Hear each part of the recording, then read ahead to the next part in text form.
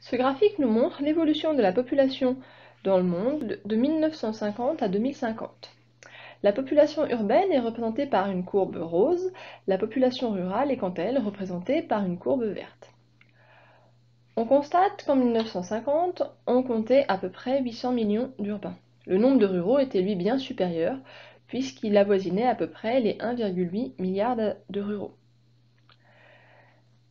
La population urbaine augmente à un rythme très élevé pour, en 2007, dépasser le nombre de ruraux. Ainsi, à partir de cette date, plus de la moitié de la population réside en ville.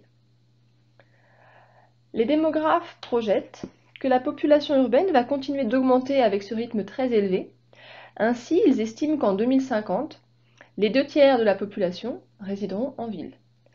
La population rurale, quant à elle, depuis 2007, a tendance à diminuer. Cette tendance devrait s'accentuer dans les années à venir.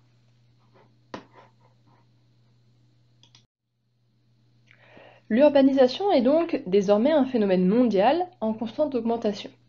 Néanmoins, on constate que la part des urbains est bien plus forte dans les pays du Nord.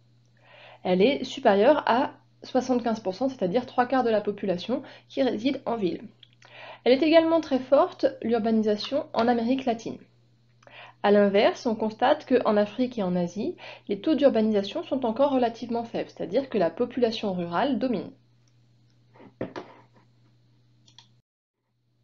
Néanmoins, on constate que la croissance urbaine est surtout le fait des pays du Sud. En effet, dans ces zones où la population rurale est encore dominante, on observe un fort exode rural, c'est-à-dire que les populations quittent les campagnes pour aller vers les petites villes et les villes moyennes, afin d'y trouver du travail et des conditions de vie bien meilleures. La migration vers les grandes villes a, elle, tendance plutôt à stagner.